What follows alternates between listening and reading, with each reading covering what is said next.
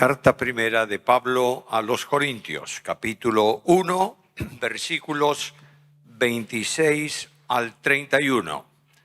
Primera a Corintios 1, 26 al 31. Dice así la palabra del Señor.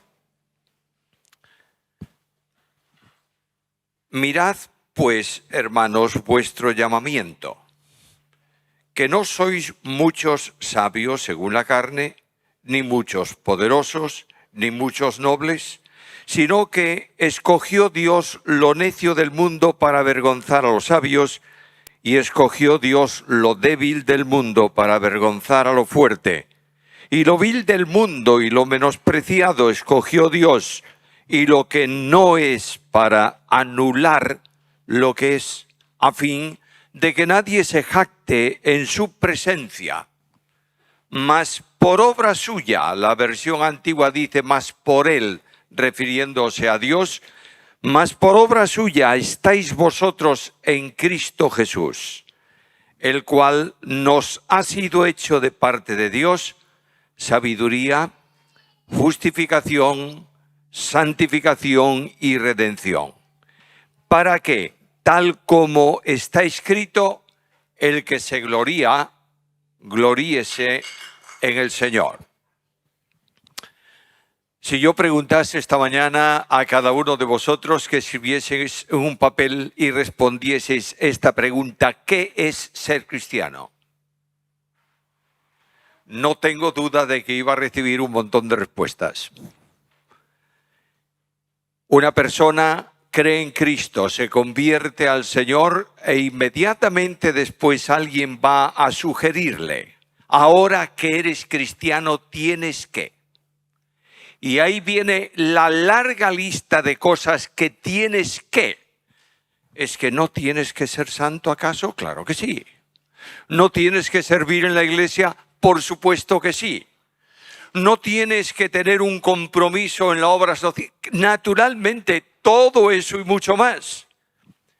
Pero todo eso que es vida cristiana no responde a mandamientos que tienes que cumplir, sino a lo que dice el apóstol Pablo aquí.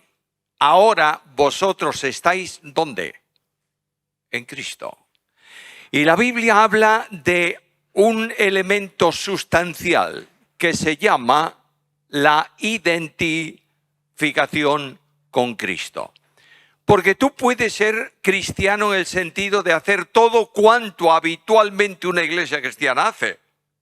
En los tiempos de Cristo, alguien en el Sermón de la Montaña, el Señor sugería que algún día alguno le iba a preguntar, Señor, hicimos en tu nombre esto y lo otro y lo de más allá y milagros. ¿Y Cristo qué les dice? Nunca os conocí. Porque no consiste en hacer, consiste en vivir. Y yo quisiera, amados hermanos, que hoy nos acercásemos a algo sencillo y simple, que es concepto fundamental. ¿Qué es la identificación con Cristo? Y si el Señor me concede la bendición de algún ministerio más en adelante, yo quiero ir tomando elementos que tienen como consecuencia o son la consecuencia de vivir a Cristo. Por tanto, hoy quiero mencionar tres cosas. Primeramente, ¿qué es la identificación con Cristo? En segundo lugar, la dimensión de vida del identificado con Cristo. Y en tercer lugar, mi responsabilidad frente a esa bendición. Primeramente, ¿qué es la identificación? Notad que el creyente es una persona que vive en una determinada posición. Versículo 30. Mas ahora, por obra suya, es decir, por la obra, la operación salvadora de Dios, estáis vosotros ¿cómo? En Cristo Jesús. Luego el apóstol Pablo decía, nadie busque a Pablo en otra dirección postal que esta, Cristo. Y el apóstol Pablo hablaba de que esta obra trae una consecuencia y Pablo decía, porque para mí el vivir es Cristo. Ahora, mis queridos hermanos, la salvación no es un llamado a religión. La salvación es un llamado a un encuentro con Cristo. Y es más, el apóstol Pablo en este mismo capítulo, en el versículo 9, dice que Dios es fiel, por el cual fuisteis llamados ¿a qué?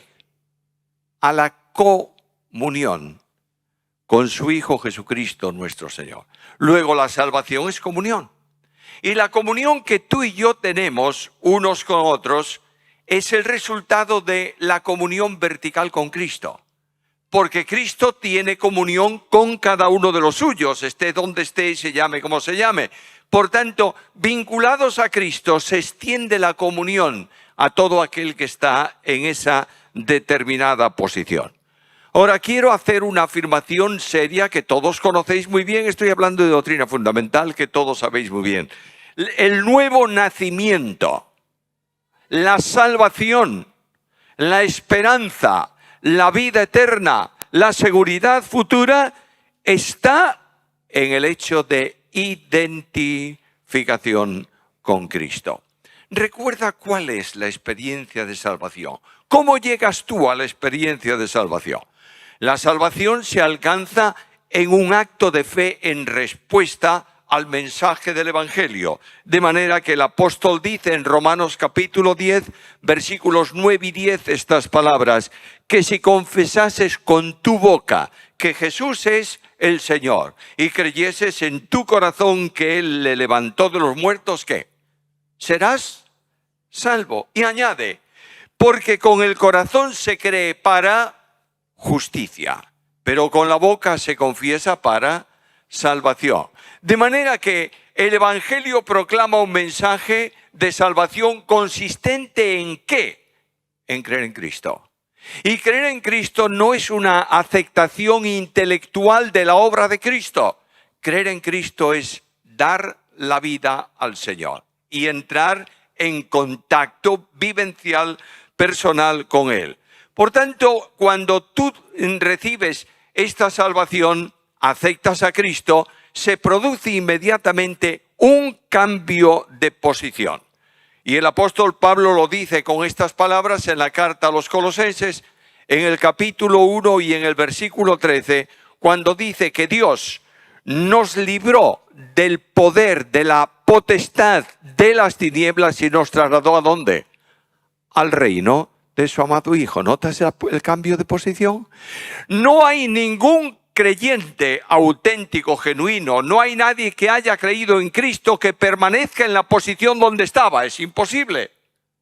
Estaba viviendo en una posición de condenación, de pecado, de ruina moral, etcétera, etcétera, en la práctica habitual en el mundo, y de pronto Dios lo traslada a una nueva posición que se llama el reino de su amado Hijo. Y esto produce un cambio de condición. Cuando leo la carta a los Tesalonicenses, capítulo 1 y versículo 9, leo aquellas palabras tan claras. Pablo dice que hablando de los Tesalonicenses, que todo el mundo da testimonio de cómo os convertisteis. ¿De dónde a quién? Desde los ídolos a Dios, para esperar a su Hijo. ¿Hay un cambio de condición? Naturalmente. Antes estabas enfangado en el mundo y en sus problemas, podías ser enormemente religioso, no importa lo que tú fueras, pero no estabas en Cristo. Y ahora Dios te ha sacado de esa posición, te puso en una nueva posición y hay necesariamente en tu vida un cambio de condición. De esclavo del pecado a siervo de Dios para vivir en justicia. Bueno, qué fantástica esa salvación. Pero falta todavía algo más. No hay salvación sin regeneración. ¿Está claro?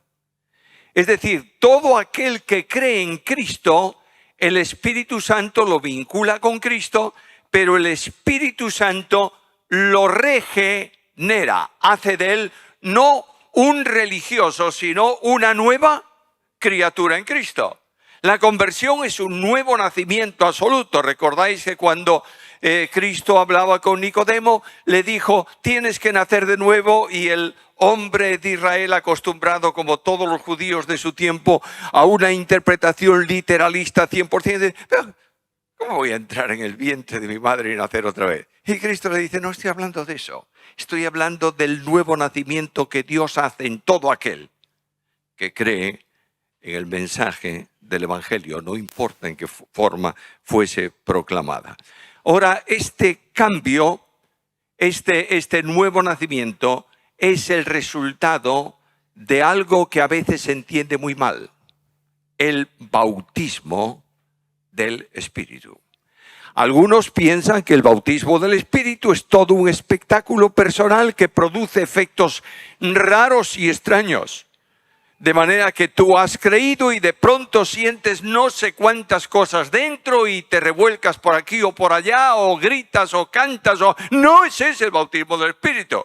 Bautismo del Espíritu, 1 Corintios capítulo 12, versículo 13, es muy sencillo. Dice que el Espíritu nos ha bautizado en Cristo. ¿Lo leéis ahí? Esa preposición en puede ser traducida perfectísimamente por la preposición hacia. Voy a explicarlo tranquilamente. El Espíritu Santo toma al pecador que creyó. ¿Y qué hace? Lo sumerge, lo introduce ¿en quién? En Cristo. Para la formación de un cuerpo. Luego, si el bautismo no se produce, nadie está en Cristo. ¿Me seguís? De ahí que el apóstol Pablo diga que si alguno no tiene el Espíritu de Cristo, ¿qué? No es de él. No son segundas experiencias, ni terceras experiencias. Bautismo del Espíritu es el proceso inicial mediante el cual el Espíritu Santo vincula al pecador que cree con Cristo. Lo une vitalmente a él, lo identifica con el resto del pueblo de Dios.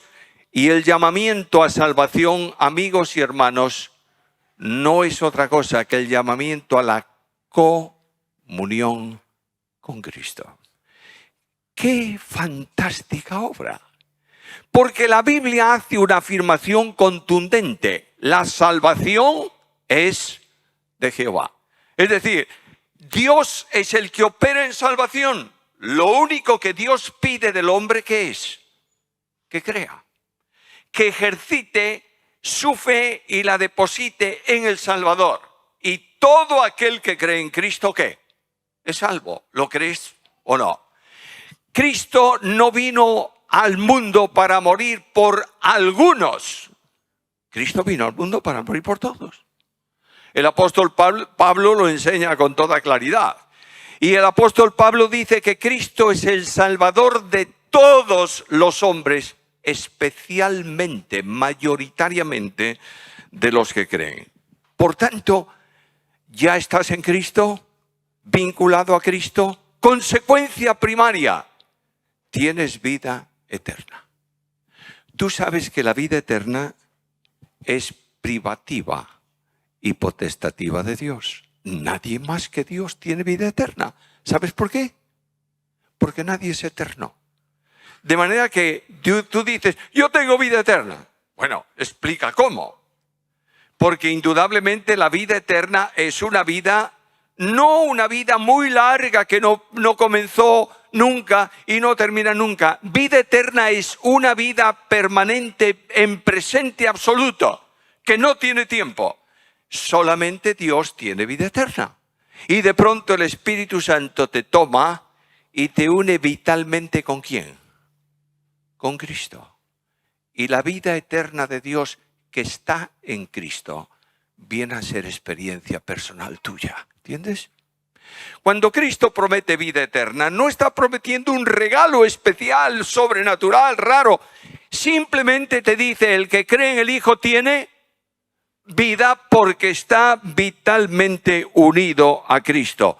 Y la vida de Dios, fluyendo por el único mediador entre Dios y los hombres, viene a ser la experiencia de cada creyente. ¿Lo tienes claro?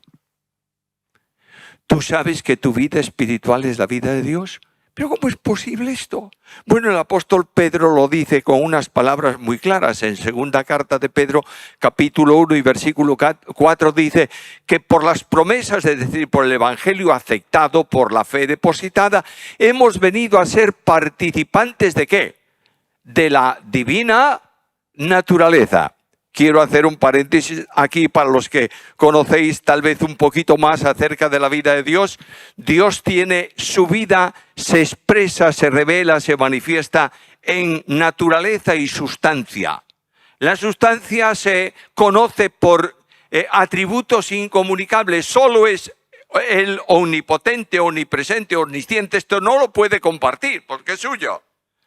Pero tiene una naturaleza que se manifiesta en perfecciones infinitas en Dios, pero que comunica a todo aquel que cree. ¿Dios es amor? Sí. ¿Y qué dice la Biblia? Que cuando tú creíste, el Espíritu Santo te ha derramado ese amor. ¿En dónde? En tu vida. ¿Dios es justo? Sí. Y demanda que tú vivas en la justicia de Dios. Porque la vida cristiana no es una vida religiosa integrada en normas y en parámetros. La vida cristiana es muy sencilla. Ya no vivo yo, mas vive Cristo en mí. Y ahí tienes la bendición tan grande. Dios hace una operación singularmente importante. Y esa vida que tú recibes como nueva creación de Dios tiene necesariamente una nueva orientación. Colosenses capítulo 3, versículo 1 que dice: ahora que habéis resucitado, buscad las cosas. ¿Orientación nueva o no? Qué raro es este versículo. Y nosotros, en la exégesis hecha muchas veces, yo también me incluyo, lo hemos hecho más raro todavía. ¿Sabes lo que se le está pidiendo al cristiano? Camina tu vida así, mirando para arriba. Y si tú quieres caminar aquí tu vida física mirando para arriba, ¿sabes lo que te va a pasar? Vas a tener un problema inmediatamente. No quiero que lo hagas, pero levántate del banco y ponte a mirar al techo y atraviesa el local. Ya verás cuántos tropezones tienes en el camino. Lo que está diciendo el apóstol Pablo es muy sencillo. Cuando tú creíste en Cristo, te ha colocado Dios en Cristo. ¿Y Cristo dónde está?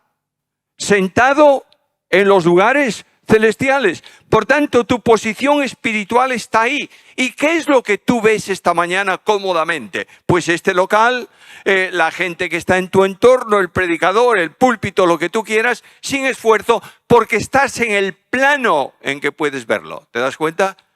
De esa misma manera, cuando tú estás resucitado, estás con Cristo en lugares celestiales. ¿Qué es lo que puedes ver? Naturalmente, las cosas de arriba. Y ahí tienes la vida cristiana como resultado no de esfuerzo personal, sino de vinculación con Cristo. Una última cosa, y hay mucho más, pero no tengo tiempo. De modo que voy a recordaros que en la identificación existe un propósito del Padre. En la obra de salvación, cada persona divina ha asumido una parte en esa salvación del hombre, porque la salvación es de Dios, y el Padre ha determinado algo, porque a los que de antemano conoció, también los predestinó para ser modelados, hechos conformes a la imagen de su Hijo. Romanos capítulo 8, versículo 29. No vamos a entrar en el cielo si no tenemos la imagen de Cristo. ¿Entiendes esto? Por tanto, lo que el Espíritu Santo de Dios está haciendo ahora mismo en tu vida y en la mía es reproduciendo la vida de Jesús. Y por eso puedes decir, para mí el vivir es Cristo. ¿Lo entiendes? Dios hace la obra sobrenatural. Esto no evita tu responsabilidad, Que nadie piense que como Dios hace toda la obra, yo me vengo, me siento, hago lo que me da la gana, porque al fin Dios es el que produce. Un momento. Dios produce todo lo que tú necesitas para vivir conforme a su voluntad. ¿Me estás siguiendo? Por tanto, cualquier fallo en ese propósito de Dios es responsabilidad personal tuya. Porque Pablo dice: todos nosotros, mirando a cara descubierta como un espejo la gloria del Señor, vamos siendo transformados de gloria en gloria a la misma imagen, como por la acción del Señor, del Espíritu. Carta segunda a los Corintios, capítulo 3, versículo 18. Qué fantástico. Déjame ponerte un ejemplo. Te dan un tratamiento de belleza. Bueno, esto las mujeres saben mucho, ¿verdad? esto te quita las arrugas en 2 semanas. Y te levantas al día siguiente de haberte dado la primera dosis y te miras en el espejo y dices, pues sí, esto funciona. Y dentro de 4 o 5 días, efectivamente estoy cada vez más cambiado, es subjetivo tuyo, pero tú crees que es así. Aquí tienes este ejemplo, te levantas cada día y te miras en el espejo y el espejo está reflejando la gloria de Jesús y tú estás viendo que cada día el Espíritu Santo de Dios te está haciendo más semejante a Cristo. ¿Cómo? En la medida en que permitas que el Espíritu Santo lo haga. Y aquí tenemos otro gran problema de la iglesia cristiana de hoy. Para algunos el Espíritu Santo es simplemente una persona divina, tercera persona de la deidad, que tiene poder omnipotente, etcétera, etcétera, etcétera, todo esto y mucho más. Pero déjalo ahí, simplemente en el límite de la definición teológica, que sepas mucho lo que el Espíritu Santo es capaz de hacer. Pero el Espíritu Santo, hermanos míos, no está para ser definido, está para ser vivido. Y cuando tú vives al Espíritu Santo, el Espíritu Santo produce en tu vida cambios, transformaciones, gozo, etcétera, etcétera, porque Dios, que quiere que vivas a Cristo, te va a dar los 3 elementos esenciales de la vida de Jesús. En primer lugar, te va a dar el amor de Cristo. Romanos capítulo 5, versículo 5. El amor suyo se ha derramado en nuestros corazones por el Espíritu. En segundo lugar, te va a dar la mente de Cristo. Primera Corintios capítulo 12, versículo 16, para que tu pensamiento pueda ajustarse al pensamiento de Jesús. En tercer lugar, te va a dar el carácter moral de Jesús. Y lees en Gálatas 5, 22, 23, que el singular fruto del Espíritu es, y ahí están todas las perfecciones morales de la vida de Cristo. ¿Para qué? Para que tú puedas decir conscientemente, para mí el vivir es Cristo. ¿Lo entiendes o no? Solo puedes tener esa experiencia en la medida en que vives la identificación con Cristo. Segunda cosa, ¿cuál es la dimensión de esa vida, de esa experiencia de vinculación con Cristo? Bueno, la posición del creyente está muy clara en ese versículo 30, ya lo mencioné al principio. Por Él estáis vosotros en Cristo. Luego la posición es en Cristo. Es la gracia de Dios que sitúa al creyente en una nueva posición. Estar en Cristo se debe a Dios y no se debe al hombre. Por mucho que el hombre intente estar en una posición de ese rango espiritual, no lo puede hacer salvo que Dios intervenga en su vida. De ahí que cuando uno cree, dice que juntamente con Él nos resucitó. La salvación es una resurrección espiritual. Recuérdalo, por favor. Estabas muerto en delitos y pecados y Dios te ha dado vida juntamente con Cristo. Todos sabéis muy bien que esos adverbios de modo, y hay profesores delante que lo tienen muy claro cuando no sé si se enseña hoy esto a los niños o no, pero bueno, el adverbio de modo, juntamente, igualmente, ese adverbio puede siempre dividirlo en 2 palabras, con un sustantivo y un verbo. De manera que cuando dices, y juntamente con Él nos resucitó, es, y al juntarte con Él te resucitó. Tú no tienes vida, estás muerto en delitos, te han juntado con la vida, ¿y qué es lo que tienes? Vida eterna. Por tanto, esa posición te va a permitir con esa vida llevar fruto para Dios.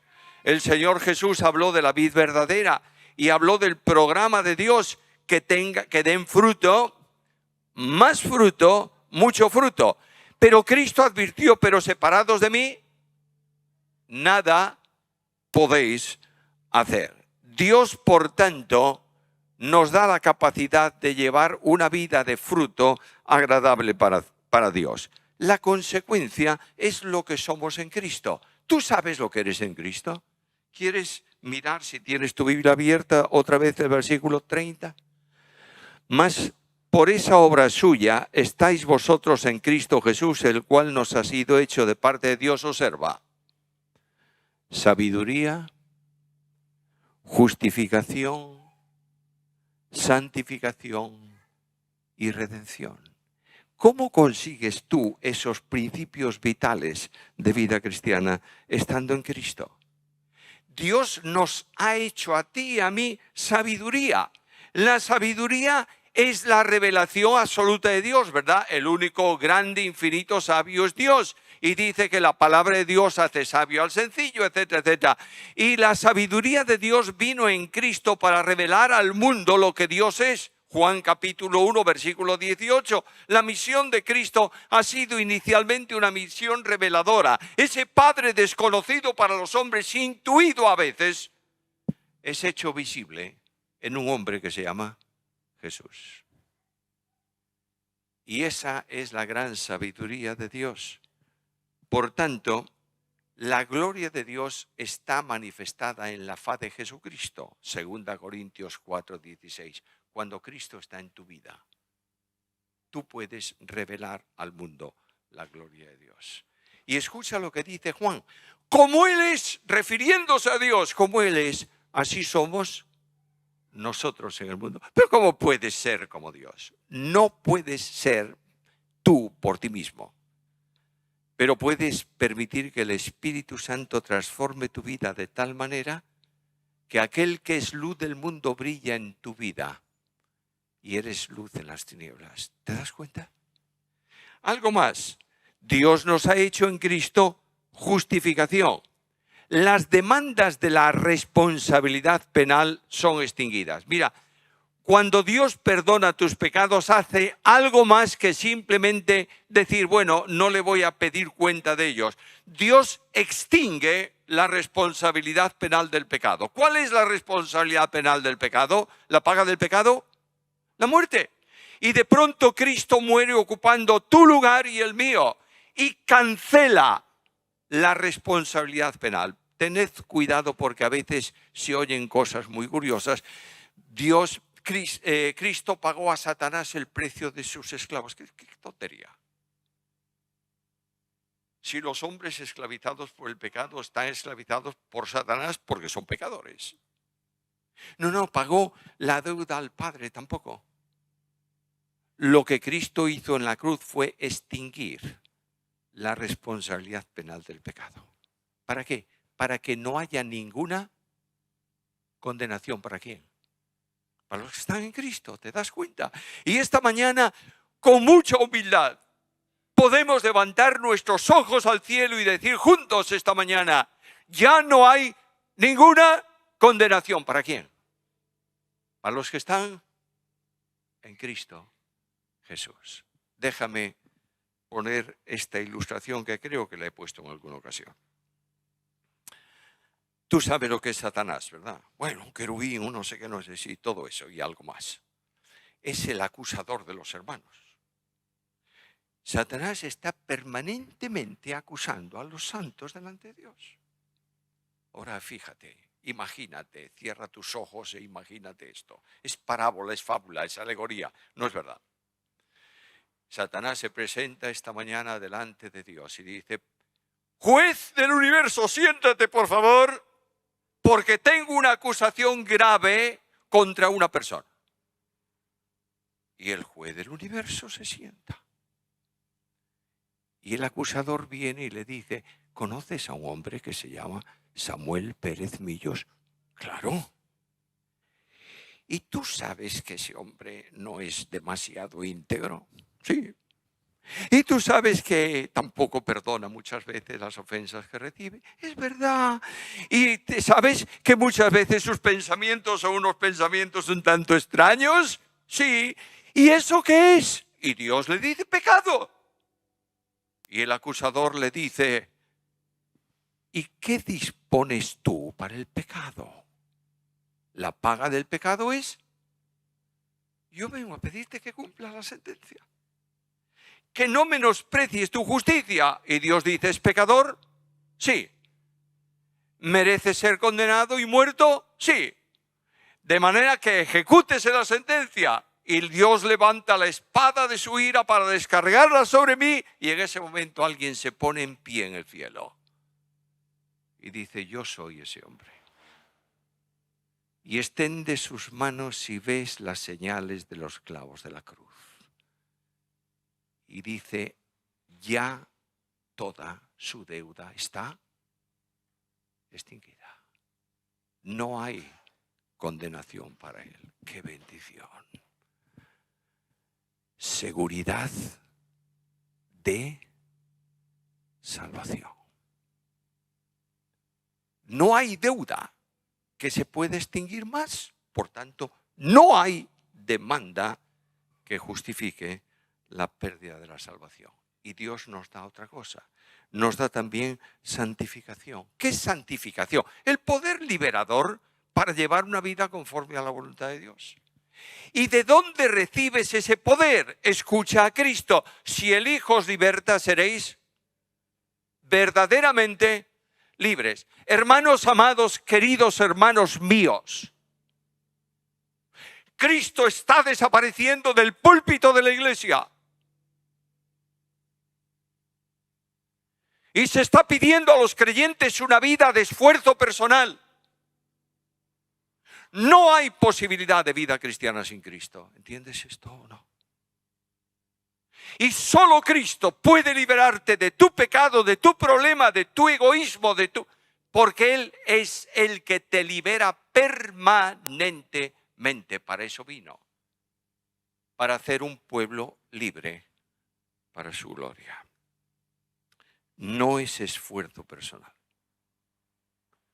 Porque somos hechura suya, creados en Cristo Jesús. ¿Para qué? Para buenas obras. Uy, buenas obras.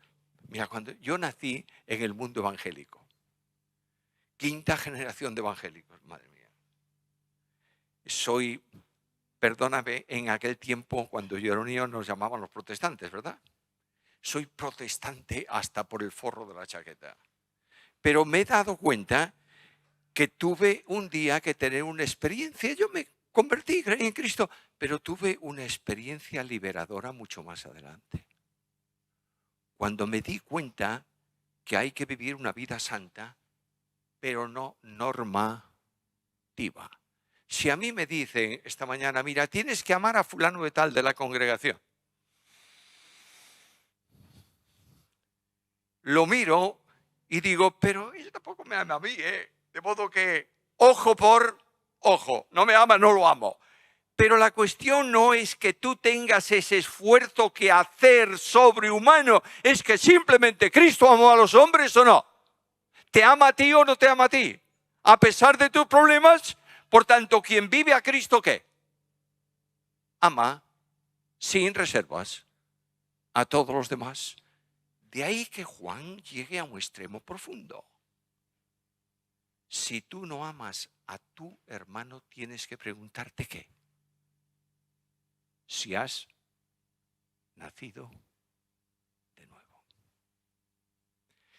Por último, Dios nos ha llamado para rendirle culto. El culto no es una actividad. El culto es una actitud. Por eso nos ha llamado para que seamos sacerdotes que adoremos a Dios. ¿Cuándo? Siempre. Y por eso Cristo dice que la alabanza de un creyente no es tanto cantar, que es, pero la alabanza de un creyente es vivir en la práctica de unas obras de tal forma que la gente te vea vivir y glorifique ¿a quién? A tu Padre que está en los cielos. Aquí está el secreto de la vida cristiana, de la identificación con Cristo. ¿Cuál es mi responsabilidad? Vivir a Cristo. Y voy al versículo que es mi versículo predilecto, porque para mí el vivir es Cristo. Y la identificación con Cristo trae como consecuencia que tú vivas una vida de experiencia con el Señor. Y el único modo de vivir en esa dimensión está en el versículo 31 que hemos leído y que he repetido muchas veces a lo largo de esta mañana, versículo 31, para que, tal como está escrito, el que se gloría, gloríese en el Señor. ¿Sabe lo que pasa? Quien vive a Cristo no tiene gloria personal. El mundo está lleno de personas que se glorifican a sí mismos, ¿o no? No hace mucho tiempo había un programa, me habían invitado a un programa no sé qué, no sé cuánto, y el que dirigía ese programa me preguntó, vamos a ver, quiero leerte unas cuantas cosas tuyas, unos cuantos títulos. Yo dije, no. ¿Es un programa de ministerio? Sí. El único título que quiero es siervo de Cristo. Hermanos míos amados, permitidme repetir hasta la saciedad esta frase. La iglesia está sobrada de grandes. Necesita humildes siervos que vivan al Señor, siendo conducidos por el Espíritu Santo. Yo pido a Dios ahora que mientras cantamos esa última canción haya un momento de reflexión personal y que tú te preguntes si estás viviendo la identificación con Cristo. Si puedes decir en las limitaciones humanas esta mañana, para mí el vivir es Cristo, ¿puedes? Y si no puedes, es el momento de decir al Señor, Señor, perdóname una vida alejada de ti. Quiero vivir en comunión contigo y en experiencia contigo para tu gloria, para mi bendición. Padre amado, gloria a tu nombre, Señor, porque has hecho algo impensable para el hombre, pero glorioso para ti. Permite que este concepto bíblico elemental de identificación con Cristo sea tomado por cada uno de nosotros esta mañana y comencemos a experimentar la bendición de estar en Cristo, vivir a Cristo, para nuestra bendición y para gloria de tu nombre, por Cristo Jesús. Amén.